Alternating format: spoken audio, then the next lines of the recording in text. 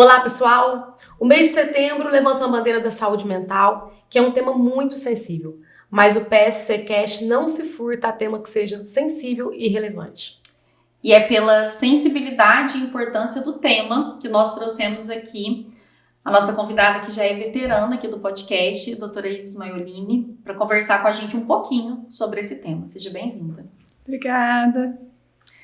E dando início, Isis, como podemos inserir esse tema tão delicado, né, no dia a dia? Como que isso pode fazer parte de uma roda de conversa?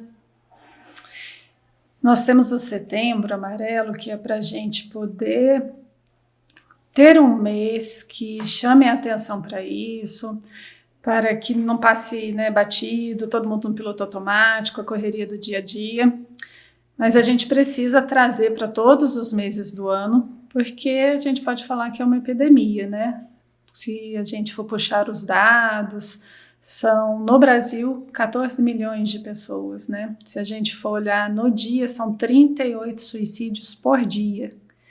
É um tema muito sensível, mas que precisa ser abordado e a gente precisa trazer para o dia a dia para a pessoa, a hora que assistir um podcast, a hora que for olhar sobre o tema, ela saber identificar o que ela está passando, porque muitas vezes ela não entende o que ela está passando e por conta disso os familiares, o meio social, o profissional não ajuda, não ampara, não aponta, e aí a pessoa cada vez vai ficando pior, fica mais difícil de tratar. Oi, Isis, e quais são os mitos mais comuns com relação ao suicídio? E por que eles são tão perigosos? Primeiro tem um preconceito, né? É falta de serviço, vai trabalhar que você não vai pensar nada de ruim na sua vida e você não vai ficar mal dessa maneira. A própria família não consegue identificar e ajudar. Quem faz não avisa, e nada disso é real, na prática não é assim que funciona. E o Setembro Amarelo, ele existe de fato, assim, ele serve realmente para alertar ou é só mais uma data? E ter esse mês, ele é realmente importante? Porque cada vez mais as empresas estão trabalhando esse tema. Existe o mês da CIPAT nas empresas, né, que é a Semana de Prevenção de Acidente, há muita conscientização. Todo mês de setembro, além da CIPAT, as empresas chamam também. Sempre quando acaba ali uma palestra, um bate-papo, sempre tem o pessoal que vem conversar depois no bastidor, porque, nossa, você falando isso, eu entendi o que meu familiar está passando, o que meu amigo está passando, e as pessoas não se davam conta disso. Então é importante, está ficando cada vez mais importante e as coisas mudaram também, né? A nossa vida corrida, o estilo de vida, a alimentação, isso também tende a potencializar o problema de depressão, que leva ao suicídio, então é cada vez mais importante. E o suicídio, Isis, ele dá sinais? Tem alertas? Como que é possível a gente perceber que uma pessoa está em sofrimento emocional? Dá sinais, você precisa perceber se a pessoa ela era socialmente ativa, ela tinha um ciclo de amizade muito bom, era muito animada e agora está no embotamento, a pessoa não quer sair de casa mais, não quer conversar, não responde o zap, o familiar percebe que parou a alimentação, dorme demais, não quer sair do quarto, então você percebe que você tinha uma pessoa em casa e ela vai caindo, né? Gradativamente, aquela pessoa vai apagando, ela vai sumindo. Então, dá sinais, sim. No ambiente de trabalho também? Também, o rendimento cai, a pessoa está acostumada, né? Você desce para fazer um lanche, você vai para o refeitório da empresa, a pessoa sempre estava sentada ali com você e a pessoa vai se isolando. E assim, sinais clássicos também, né? Do nada começa a chorar, a pessoa está do seu lado, ela não sabe explicar o que está ruim, o que aconteceu, começa a chorar. A gente tem que avaliar, porque tem assim, o histórico. O histórico é muito importante. É uma família que tem problema com depressão, é uma família onde tem parentes ali, vamos voltar, vô, bisavô, tem problema que já houve caso de suicídio na família. Então tem que cuidar. A genética é uma família que tem muito caso de depressão, porque aí é neuroquímico, então tem que tomar o remédio para depressão, porque o cérebro da pessoa não produz aquela substância, né? E aí tem que fazer de forma sintética, tomar o medicamento. Então, então na minha família tem caso de suicídio, na minha família tem caso de depressão que é crônico, que é uma questão que o cérebro não produz. Então, tem que estar olhando. A pessoa passou por alguns fatores que são estressantes ou de luto. A pessoa perdeu o emprego, isso é muito pesado. A pessoa passou por uma separação, isso é muito pesado também. A gente pode olhar na escola, né, as crianças têm depressão. A criança está sofrendo bullying, a criança está com dificuldade de fazer amizade. Isso tudo são pontos que precisam ser olhados. Existem sinais mais sutis? Porque nós falamos de mudanças bruscas, né? Às vezes uma separação, perdeu um emprego, uma pessoa que tinha uma vida ativa, deixou de ter. Existem sinais mais sutis que a gente pode observar? Porque às vezes acontece uma pessoa suicida e a gente pensa, nossa, mas ninguém imaginava, estava tão bem. O que aconteceu? Ontem estava aqui rindo com a gente, não está aqui nesse momento. Estava comigo de manhã, e aí agora bem, levou um susto, né? Então, é porque tem que ser quem está convivendo mais de perto. Porque a pessoa está bem com você, mas a hora que ela vai para casa dela, que ela está sozinha, ela é diferente. Então, se ela não passou por nenhuma separação, emprego, não teve um problema financeiro, a pessoa quebrou e ela está ali na casa dela, tem que haver um problema ou na questão da genética ou desse histórico familiar, porque senão seria apatia, né? Mas um sintoma só não teria esse peso todo, né? O embotamento, a apatia. Então a pessoa pode não ter comentado nada com aquele colega de trabalho, com aquela pessoa que encontra ali no meio espiritual, mas no geral, em casa ali, ela vai dar sinais. Algum sintoma ela vai apresentar. Sim, porque senão tem que ser um surto. Aí é um surto psicótico, a pessoa não apresentou sinal nenhum, dorme bem, está bem na família, está trabalhando, está produzindo e suicidou. Aí é um surto psicótico. Isis, aí você falou uma coisa muito relevante, né? Que é a questão da possibilidade de ser neuroquímico. Porque muitas vezes a gente fica no senso comum e, em vez de ajudar, a gente acaba atrapalhando. Como que a família pode ajudar essa pessoa que está passando por um sofrimento, que tem pensamentos suicidas? Qual que é a melhor maneira de ajudar? Primeiro é reconhecer a dor da pessoa. Você não pode negligenciar, não pode achar que é frescura. Ah, vai passar, mas aí já virou um mês, já virou um ciclo ali da pessoa e ela continua dessa maneira. Primeiro é entender a dor dela, dar valor nessa dor no sentido de ter uma escuta e tem que levar ao psiquiatra.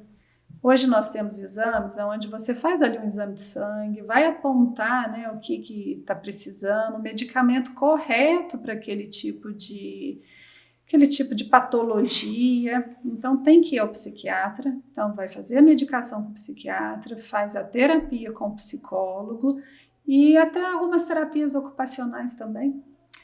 Oi, Isis, é um assunto tão delicado, como que a gente pode abordar isso com uma pessoa? Às vezes a gente pode observar, tem alguém que você gosta, que está passando por uma situação que a gente não é profissional, você não sabe se está nesse nível ou não, mas você sabe que a pessoa está diferente. Como abordar para não assustá-la, para não afugentá-la? O que poderia ser feito? Primeiro tem que ser a pessoa, que essa pessoa que está com problema, ela tem um reconhecimento ali que é um amigo, né, que você pode estar conversando, que ela tem um entendimento que é para uma ajuda. Então você pode abordar o familiar dela, estou percebendo que está de tal forma, está assim mesmo, você parou para olhar e tal, está assim, o que a gente pode fazer para ajudar? Vamos recomendar o psiquiatra, marcar o psiquiatra para a pessoa, acompanhar ela no psiquiatra, porque como tem essa apatia, a pessoa não quer fazer nada. E aí você tem que ter essa energia pela pessoa, essa iniciativa. E ao mesmo tempo sem ser invasivo, né? Porque eu já vi reportagens que, às vezes, quando você invade, assim, não, você tem que sair, você tem que fazer alguma coisa, isso é uma agressão. Você está agredindo aquela pessoa por não respeitar o que ela está passando. Nem sempre ela está nessa condição, né? De sair. Eu falo que 15 minutos já ajuda. Às vezes estou com um paciente em consultório e aí não quer fazer nada, não quer sair. Eu falo, 15 minutos. Passa alguém lá, vamos no correio comigo? Vamos no correio. Vamos ali pagar uma conta? Vamos pagar uma conta. Vamos naquela loja que eu preciso olhar alguma coisa. Respeite, que seja 15 minutos. O invasivo eu acho que tem mais a ver em você perguntar sintoma e a gente tem mania de dar conselho, né? Por que não faz isso, não faz aquilo? Não vai adiantar. O problema do suicídio é que tudo que você pensa que seja um propósito de vida para a pessoa, para ela já não tem mais. Pensa nos seus filhos, não adianta. Olha, não, você é uma pessoa que está bem e tal, tem um emprego bom, não adianta. Você tem sua família, eles vão sofrer. A pessoa perdeu o propósito de vida. E a pessoa, o que é esse ser um suicida? Ser um suicida é uma pessoa que tentou uma vez e vai tentar outras vezes? Isso existe de fato ou não? Vai depender do pedido de socorro. Muitas das vezes é um sintoma que a pessoa está pedindo socorro e ela não tem a intenção de morrer. Só que dá errado. Então pode ser que dê errado e ela morra. Mas aí são muitos casos, vai ter que avaliar muito as variáveis. Quando é um pedido de socorro, a gente pode falar para chamar atenção, né? Mas no sentido assim, venha me ajude, porque sozinho eu não dou conta. Mas a gente tem que olhar essa parte também psíquica mesmo, né? Às vezes é uma psicose, às vezes é uma paranoia, às vezes uma voz falou dentro da cabeça da pessoa e ela responde a esse comando de voz. Então, são muitas variáveis e tem que olhar realmente cada caso. Isis, como que funciona o processo de luto nesse caso? Porque uma coisa é você perder uma pessoa por uma doença ou para a idade, de fato, né? Não que a depressão não seja uma doença, mas outra coisa é você saber que a pessoa estava aqui e ela tirou a própria vida. Como que fica o familiar nessa história? Como que é esse processo de luto? O luto em si, se a gente for pegar assim, geralmente, né? O luto ele leva 2 anos, ele tem as fases do luto. Eu falo que a gente tem que ir do luto à luta, porque senão vira melancolia. Tá, mas isso é o geral. E como funciona? Por conta do estigma, é mais complicado, porque as pessoas ficam, né, receosas em amparar porque está apontando que foi um suicídio. Sim. O familiar que passou por isso fica... É difícil de compartilhar o que está sentindo, porque você vai falar de outra pessoa, você vai falar de uma situação que foi muito difícil de estar passando, você vai reviver e tem a culpa, né? Quem fica com a culpa, o que eu não vi, o que eu não percebi, o que eu não ajudei. Então é bem complicado, tem que fazer a terapia, tem que ver se precisa de medicamento. Grupos de apoio ajudam também, porque aí a pessoa passou por isso, vai compartilhar aquilo, né? E aí todo mundo sabe, tá todo mundo na mesma cadeira, no mesmo lugar, grupo de apoio também ajuda. Existe tanto para a pessoa que tem o pensamento suicida, quanto para a família enlutada. Qual que é o papel da religião, da espiritualidade? É um apoio possível? Com certeza. Nós temos que ter uma espiritualidade. Você tem que acreditar em alguma coisa. Cada um pode ter seu Deus, ou você pode entender de uma energia. É alguma coisa, um campo, né? Você precisa. Isso é científico, né? Isso você consegue comprovar num exame de ressonância. Você precisa de ter uma espiritualidade. Nós somos um tripé, né? Você tem aí o lado espiritual, você tem o lado pessoal e você tem o lado profissional. Graças a Deus não vai estar tudo ruim ao mesmo tempo. Então, quando uma coisa não está indo bem, as outras te colocam de pé. E o espiritual tem que existir. Isis, quais são os maiores desafios ao se promover saúde mental, ao se falar de saúde mental? Ainda é o estigma. Tem a questão com medicação. Eu não vou tomar remédio, sendo que hoje os medicamentos são muito diferenciados. Os medicamentos são muito pontuais também.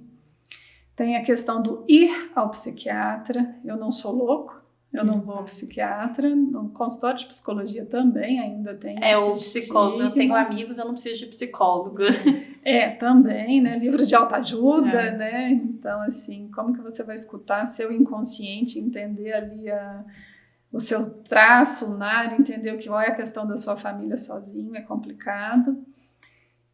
Ainda tem todo um estigma, tem a questão a família, que às vezes ela é mais rústica, né? Vai levar por essa questão de vai trabalhar, isso aí é frescura. Então é bem complicado ainda. E esses estigmas acompanham muito a questão da saúde mental masculina, Isis. E como que você vê isso com relação ao público masculino mesmo? Tem uma dificuldade maior ainda dos homens em buscarem ajuda por conta dessa questão do estigma da fraqueza? O homem tem que ser forte. Isso ainda está forte no social? Como que você vê isso?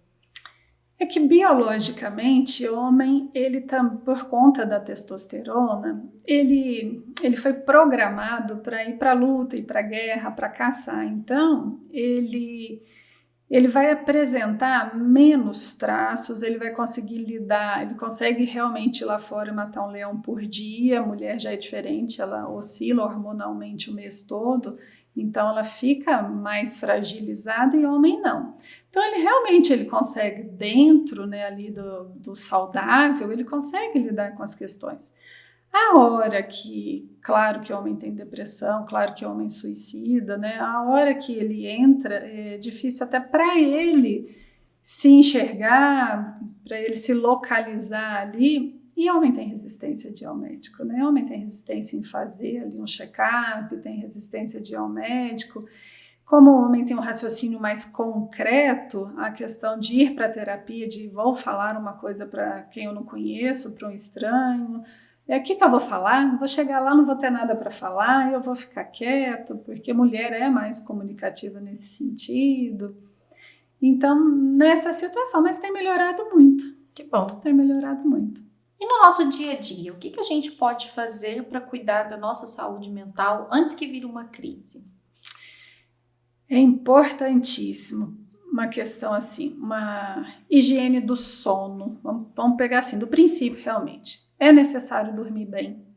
Tem que fazer uma higiene do sono. Você dormir mal vai falar ou que seus hormônios estão com problema ou que você está com um problema pessoal, né? Tentar identificar onde que está. Depois a sua alimentação. Então a gente tem alimentos que melhoram, né, a nossa produção dos hormônios. Eu falo assim, é comprovado, castanha é bom para depressão, banana é bom para depressão. Então tem mais uma alimentação saudável também que a gente está falando. A questão da adição, né, a bebida alcoólica atrapalha demais, o uso de substâncias atrapalha demais, então, né, não fazer uso. Muitos medicamentos que servem para outras coisas, né, que você tem a necessidade de usar, às vezes esses medicamentos têm um efeito colateral que é complicado. Aí depois você precisa ter um meio social para você ter ali, né, o seu ciclo de amizade, você precisa ter o seu trabalho e a sua espiritualidade. Então, é realmente ali, é um conjunto, né? mesmo. É um conjunto, né? E você precisa... Acho que saber identificar também os momentos que a gente não está bem e conseguir fazer algo para mudar aquele sentimento é importante, né? Às vezes eu brinco, assim, tem dia que eu acordo e aí você já sente que aquele dia não tá bom, né? Que aquele dia não tá numa vibe gostosa e tal. E eu sempre costumo falar assim, não, eu preciso mudar a energia desse dia, porque senão eu vou passar o dia assim, aí eu vou dormir mal, aí eu já tenho um outro dia que vai vir consequência desse e vai virando uma bola de neve. Então, assim que eu sinto, eu já falo, eu dou uma pausa, falo, deixa eu fazer alguma coisa. Vou botar uma música, eu vou fazer uma coisa que eu gosto pra comer, eu vou fazer algo que já comece a mudar aquela energia pra não virar uma bola de neve. Eu gosto de falar assim, começa de novo. Porque às vezes você sai de casa, alguém já no trânsito já, né, te fechou ali e tal, você já vai ficando nervosa, a pessoa que está nervosa já te xingou, aquilo nem é seu que você saiu de casa bem, você chega no trabalho, pode ter algum problema sério, algum familiar está doente, começa de novo. Saiu de casa, vai lá, então põe uma música, coloca um podcast para você escutar, coloca um louvor, vê o que para você funciona e começa de novo. Aí assim, ó, eu posso estar deprimida naquele dia, mas eu sei que amanhã é outro dia, tudo bem. Você começa de novo, amanhã é outro dia. Mulher pode estar com TPM, uma você quer matar, a outra você está deprimida. Então assim, vai conhecendo seu corpo, começa de novo. Mas aí são traços, né? Você está deprimida. Por que eu sempre coloco a depressão, né, na questão? É porque a depressão geralmente é o que vai acentuar e vai levar ao suicídio, né? Tirando os sintomas psicóticos, né? Isis, então, se você pudesse deixar uma mensagem, você pode, né? Para todas as pessoas a respeito de saúde mental, focado no Setembro Amarelo, prevenção de suicídio, qual é essa mensagem? Vamos realmente estar olhando para nós e para o nosso familiar, porque a pessoa não vai do nada e hoje eu acordei mal e vou fazer uma besteira. Tem que ter acontecido alguma coisa. Então, primeiro é não ter culpa, não estigmatizar, tenha uma escuta para o outro. E se a pessoa estiver passando por situações sérias, né, alguma coisa que naquele mês ocorreu uma coisa séria, também tenha uma atenção para aquela pessoa, até ela melhorar. E nós, como um todo, né, que graças a Deus não estamos passando por nada, é uma vida que naturalmente, né, tem um curso ali, um dia mais pesado, outro dia mais normal, é a gente cuidar da nossa saúde, como eu falei. Cuide da sua alimentação, cuide do seu sono, cuide dos seus amigos, não vamos nos fechar não, porque aí depois é um caminho sem volta. Isis, muito obrigada por participar, por compartilhar com tanto carinho, né, assim, com tanta generosidade, um tema tão delicado, e seja sempre bem-vindo ao nosso programa. E um recadinho. Temos um telefone, né, que é do Centro de Valorização da Vida, que é 188, ele funciona 24 horas.